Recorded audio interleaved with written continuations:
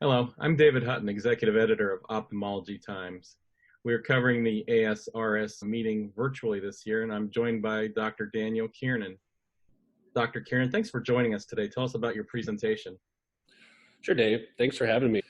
The purpose of my project, which was a dexamethasone intracameral drug delivery suspension for inflammation associated with vitreoretinal surgery, was to determine if DEXYCU, injected at the conclusion of vitreoretinal surgery, was as effective at reducing inflammation as daily topical corticosteroids applied for 1 month.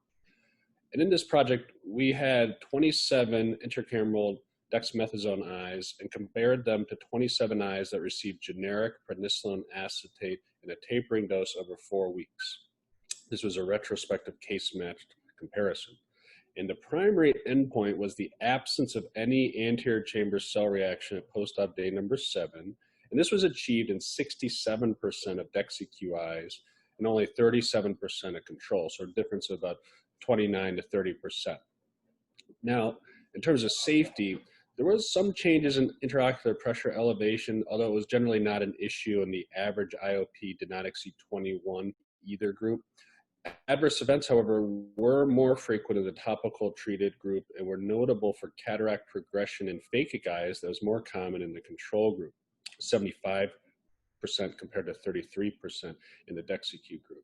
So these efficacy data were similar to those reported in the phase 3 trials of cataract surgery patients published a few years ago. That's what garnered the FDA approval for DEXYCU for intraocular surgery.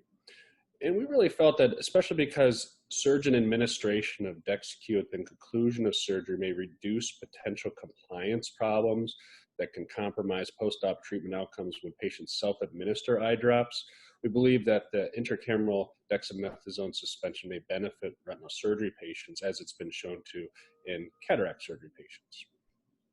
And what does this mean for patients? Well, more options, in my opinion, are always a good thing. As I mentioned, a lot of patients suffer from compliance issues, and it's not just that they forget to put in 1 drop 4 times a day or 3 times a day or 2 times a day. Some of these patients are elderly, may have mechanical problems. They can't hold the drop, or they feel like the drop didn't go in, or they applied too many drops and they run out early. And all these things can lead to difficulties with the drop actually getting in the eye. However, the biomechanics of a drop, in terms of the pharmacokinetics, I should say, are that there's a lot of barriers, whether it be the tear film, the cornea, and that interferes with the active drug getting to where it needs to be in the anterior chamber to reduce inflammation. So by putting the dexamethasone right where it needs to be at the end of the case in the anterior chamber, with a very small volume, it's a little spherical, and it's released over the course of about 2 to 4 weeks, you have instant effect from the very end of the surgery of where the medication needs to be, removing the onus of having to put in these eye drops from the patient.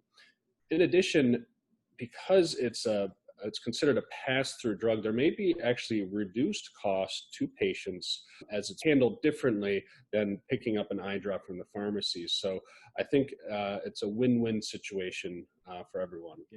And what's the take-home message? The take-home message is that DEXYCU has been shown to be safe and effective at reducing inflammation following cataract surgery, and it's actually approved for use in any intraocular surgery. And so our results show that it is safe and effective for retinal surgery as well, compared to topical corticosteroids, which are generally prescribed by most retinal surgeons.